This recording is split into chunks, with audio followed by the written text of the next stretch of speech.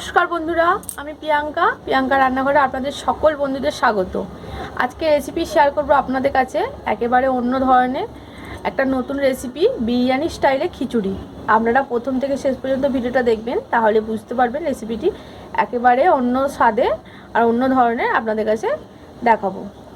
আপনারা তো অনেকভাবে খিচুড়ি বানান, আজকে আমি এই খিচুড়িটা বানিয়েছি। কীরকম লাগলো আপনাদের কমেন্টে জানাবেন। চলুন তাহলে দেরি না করে দেখে নেব রেসিপিটি বানাতে আমি কি কি উপকরণ দেব।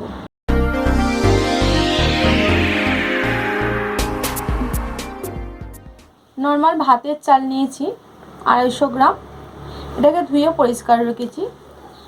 মুসুর ডাল 200 গ্রাম, এটাকেও ধুয়ে পরিষ্কার করে রেখেছি। 300 গ্রাম চিকেনটাকে ধুয়ে পরিষ্কার করে রেখেছি। দুটো বড় সাইজের আলুটাকে খোলা ছাড়িয়ে কেটে ধুয়ে রেখেছি। দুটো ডিম নিয়েছি, ডিমটাকে সেদ্ধ করে রেখেছি।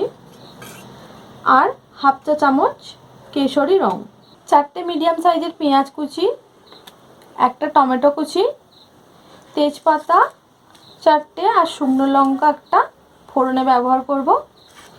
5 চামচ আদা রসুন বাটা, কিছুটা মটরশুঁটি, স্বাদ মতো লবণ, লঙ্কা গুঁড়ো স্বাদ মতো, হলুদ 1 চা চামচ, স্বাদ মতো চিনি দেবো, 1 চামচ গাওয়া ঘি। রিফাইন্ড রাইস অয়েলে রেসিপিটি বানাবো। কিছুটা ভাজা মশলা ব্যবহার করব। গোটা ধনে 1 চামচ, গোটা জিরে 1 চামচ, দুটো তেজপাতা, হাফ চামচ পোস্ত,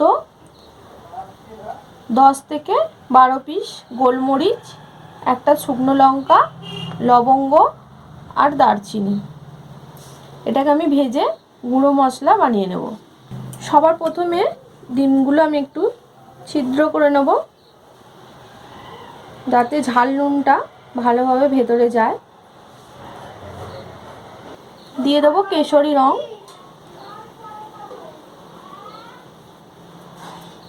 দিয়ে দেবো অল্প লবণ, দিয়ে ভালো করে হাতে করে এটা মাখিয়ে নেব।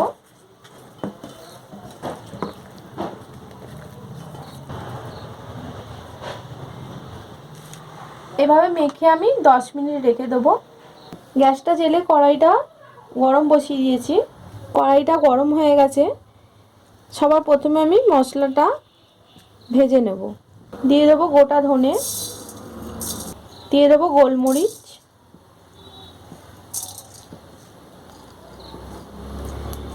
দিয়ে দেবো লবঙ্গ আর দারচিনি। এই মশলাগুলো ভাজতে একটু দেরি হয়, তাই অল্প কিছু সময় ভেজে নেব, তারপরে জিরেটা দেব। দিয়ে দেবো শুকনো লঙ্কা, তেজপাতা, জিরে। আরও কিছুক্ষণ হালকা আঁচে মশলাটা ভেজে নেব। মশলাগুলো ভাজা হয়ে এসেছে, এরপরে দিয়ে দেবো পোস্ত।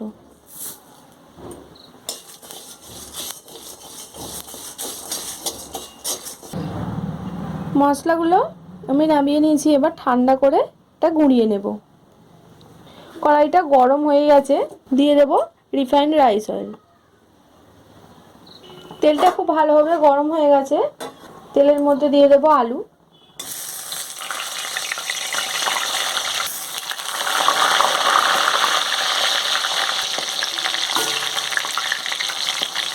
আলুগুলোকে খুব সুন্দর লাল লাল করে ভেজে নিয়েছি, এবার আলুগুলোকে তুলে নেব।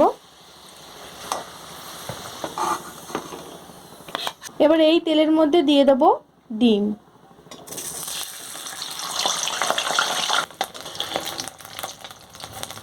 ডিমটাকেও খুব ভালো করে লাল করে ভেজে নিয়েছি চারিদিকটা, এবার তুলে নেব। কড়াই যা তেল আছে মোটামুটি আমার হয়ে যাবে, আর তেল দেব না। চিনিটা একেবারে অপশনাল, আপনারা মন চাইলে দেবেন। দিয়ে দেবো চিনি, তেজপাতাগুলো আর শুকনো লঙ্কাটা মধ্যেখান দিয়ে হালকা করে কেটে দিয়ে দেবো। ফোড়নটা একটু ভেজে নেব আগে। এবার দিয়ে দেবো কেটে রাখা পেঁয়াজ।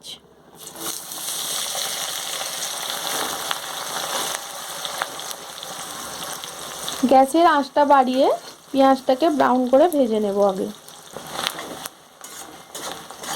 পেঁয়াজটা হালকা ব্রাউন করে ভেজে নিয়েছি। এবার গ্যাসের আঁচটা আস্তে করে দেব, দিয়ে একে একে মশলাগুলো দিয়ে দেব। দিয়ে দেবো আদা রসুন বাটা, হলুদের গুঁড়ো, লঙ্কার গুঁড়ো, দিয়ে দেবো হাফ চামচ ঘি,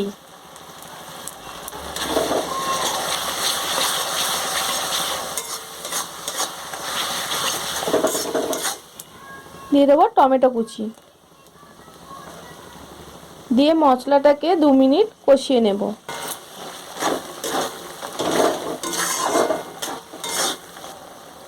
মশলাটাকে হালকা করে কষিয়ে নিয়েছি 2 মিনিট।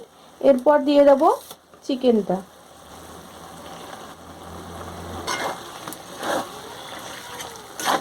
চিকেনটার সঙ্গে সমস্ত মশলাটা ভালো করে মিশিয়ে নেব। দিয়ে দেবো অল্প লবণ।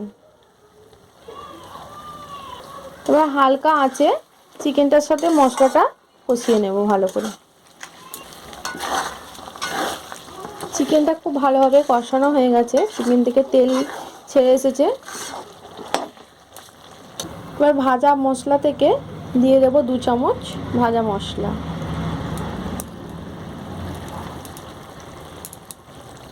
ধুয়ে রাখা ডাল, কিছুটা মটরশুঁটি হাফ, একটু নাড়াচাড়া করে নেব।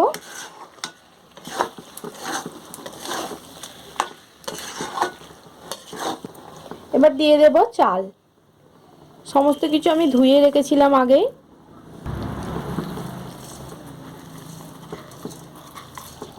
চাল ডাল মাংসের সাথে ভালো করে মিশিয়ে নেব।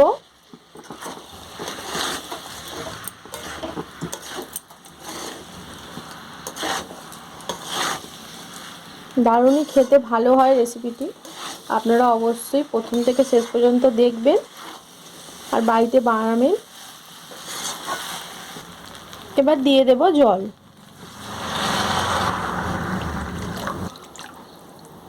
আমি একেবারে জলটা দেওয়ার চেষ্টা করব, একেবারে বেশি করে দিয়ে দেব। বারবার জল দিলে স্বাদটা নষ্ট হয়ে যায়, আর যদিও বা জল কম পড়ে তখন গরম জল করে দিতে হবে। এরপরে চাল আর ডালটাকে ফুটতে দেব। চাল ডাল আর চিকেনের সাথে ভালোভাবে ফুটে গেছে। দিয়ে দেব স্বাদ মতো লবণ,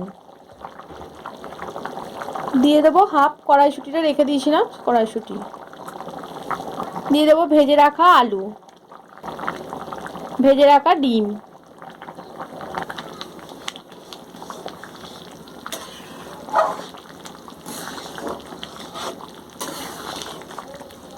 সমস্ত কিছু দিয়ে দিয়েছি। এরপরে চাল ডাল চিকেনটা আলুগুলো সব ভালো করে সেদ্ধ করে নেব, আর মাঝে মাঝে নেড়ে চেড়ে দেব। বারে বারে হালকা হাতে খিচুড়ি নাড়াচাড়া করতে হয়, নাহলে নিচে বসে যাওয়ার সম্ভাবনা থাকে। তো বারে বারে নাড়াচাড়া করে আমি চাল ডাল সব কিছু খুব ভালোভাবে সেদ্ধ করে নিয়েছি। আর খুব একটা বেশি চালটা গলে গেলে ভালো লাগবে না।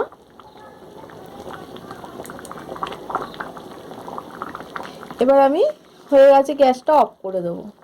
ভাজা মশলা আরও অল্পটুকু ছিল, দিয়ে দিলাম, দিয়ে ভালো করে মিশিয়ে দেব।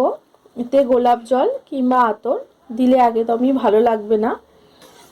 এর যে সুগন্ধটা বেরিয়েছে একেবারে বিরিয়ানির মতোই, আর খেতেও খুব সুন্দর হয়, গন্ধও খুব ভালো। আপনারা অবশ্যই একেবারে এইভাবেই ট্রাই করবেন। একেবারে তৈরি হয়ে গেছে বিরিয়ানি স্টাইলে খিচুড়ি। এবার আপনাদের কাছে পরিবেশন করে দেখাবো। আমি একটি ছোট জায়গায় ঢেলে নিয়েছি, কড়াইটা অনেকটা আকারে হয়েছে।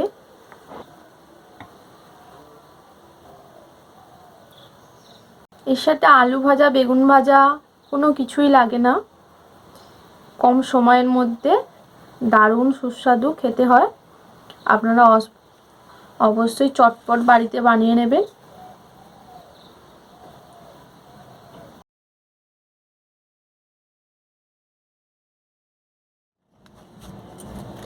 আপনাদের কাছে খুব সহজেই একটি দারুণ শীতকালের রেসিপি বিরিয়ানি স্টাইলে খিচুড়ি আপনাদের কাছে শেয়ার করলাম।